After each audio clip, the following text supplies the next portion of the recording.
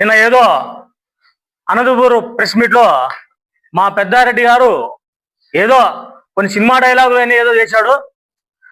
నేను చెప్తున్నా, రే పెద్దారెడ్డి, నువ్వేదో నిన్న సినిమా డైలాగులు పెద్ద పెద్ద డైలాగులు వేసావు. కొండారెడ్డి బుర్జ్ అంటావు, సప్తగిరి సర్కిల్ అంటావు, కర్నూలు కోట అంటావు. ఇవన్నీ కావు. ఈ నెల 23వ తారీఖున మీ నాయనగారి విగ్రహానికి పూలమాల వేసి ఇదే తాడిపత్రి పట్టణంలో ఉన్నటువంటి భగత్ సింగ్ నగర్ లో ఉన్నటువంటి పెద్దారెడ్డి బుర్జ్ దగ్గరకు వస్తాం.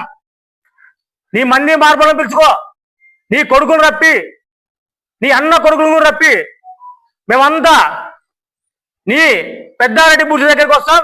అప్పుడు తేల్చుకుందాం. నువ్వేదో పెద్ద పెద్ద సినిమా డైలాగులు చెప్పావు కదా, తేల్చుకుందాం. ఇంకా నువ్వు కలెక్టర్కి ఏదో అర్జీ ఇచ్చిన గురించి మాట్లాడినావు. అయ్యా, నువ్వు కలెక్టర్కి అర్జీ ఇచ్చిన తర్వాత మరుసటి రోజే మేము మా కౌన్సిల్ అందరం కలిసి ఇదే మీ నాయన విగ్రహానికి పూలమాల వేసి అక్కడే కూర్చొని మేము సమాధానం చెప్పాలని కోరాం. కానీ నువ్వు అర్జీ ఇచ్చేసినావు. అప్పటి నుండి పత్తా లేదు. ఇప్పటికూ దాని గురించి సమాధానం చెప్పుకోకుండా ఉన్నావు. నువ్వు ఎమ్మెల్యేగా ఉన్నప్పుడు మా చైర్మన్ జేసీ ప్రభాకర్ రెడ్డి గారు, మా కౌన్సిల్ సభ్యులు ఎన్నోసార్లు కలెక్టర్ గారికి అర్జీ ఇచ్చారు. కానీ దాని గురించి ఇప్పటి వరకు దాని గురించి సమాధానం లేదు.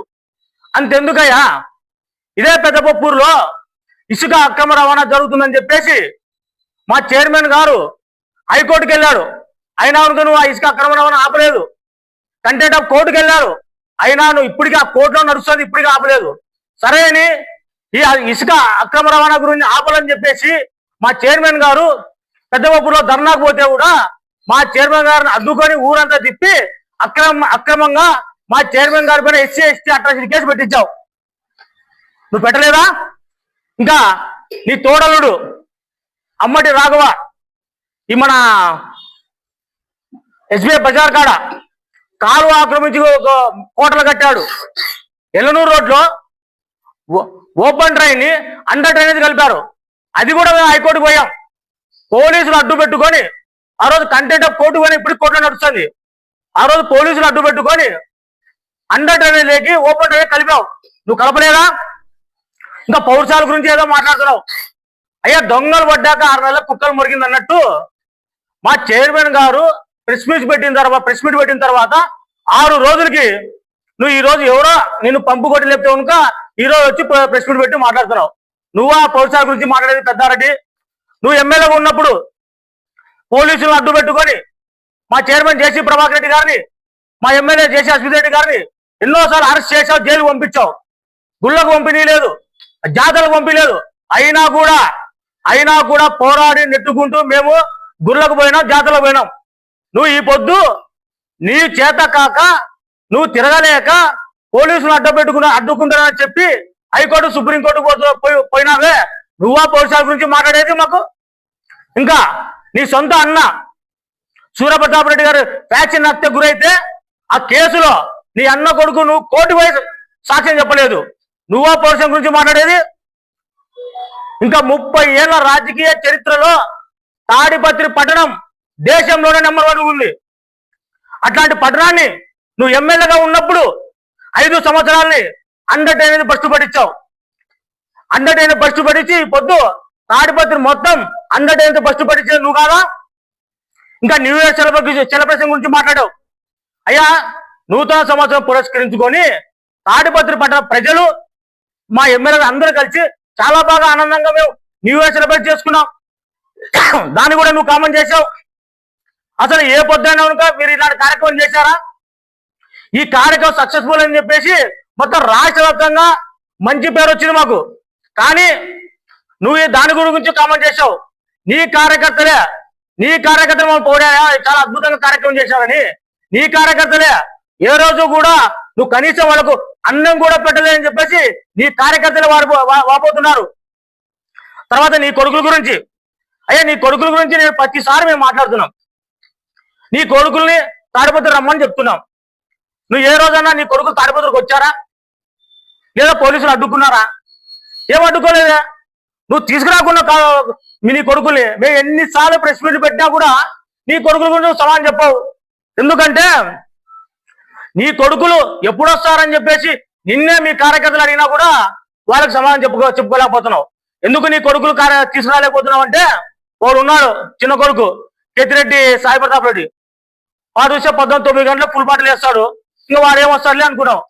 తర్వాత అధికారం ఉన్నప్పుడు నీ ఇద్దరు కొడుకులు ఆంబోతుల్లా ఊరిపైన పడి మా కార్యకర్తలని జనాలన్నీ కొట్టుకుంటూ పోయినాడు. ఈ పొద్దు నీ కొడుకులు ఇక్కడికి వస్తే ఎక్కడ ఈ కార్యకర్తల జనాలు కానీ నీ కొడుకుల్ని ఊంచి కొడతాననే ఉద్దేశంతో నువ్వు తాడిపత్రులు పిలుచుకోవడానికి పోతున్నావు. ఇంకా మట్కా గురించి తర్వాత బెట్టింగ్ గురించి ఏదో మాట్లాడుతున్నావు. పోలీసులు పట్టుకోలేదు, అసలైన వాళ్ళు పట్టుకోలేదు అంటున్నావు. సరే, అసలైన వాళ్ళు ఎవరు? ఈ మట్కా బెట్టింగ్ అసలైన వాళ్ళు ఎవరు? నీ ప్రధాన అనుచరులు జావేద్ ఖాద్రే బాబా. వాళ్ళని పట్టుకొని రాలేదనా? నువ్వు ఈ పొద్దు మాట్లాడుతున్నావు. సరే, ఇదే జావేద్ ఖాద్రే బెట్టింగ్ లో ఉన్నప్పుడు నువ్వు ఎమ్మెల్యేగా ఉన్నప్పుడు ఎన్నోసార్లు బెట్టింగ్ కేసులో పీడీ యాక్ట్ పోయినాడు, సబ్ జైలుకు పోయినాడు. సబ్ జైలుకు పోయినప్పుడు నీ పెద్ద కొడుకు హర్షవర్ధన్ రెడ్డి జైలుకి వెళ్ళి కలిసి వచ్చాడు.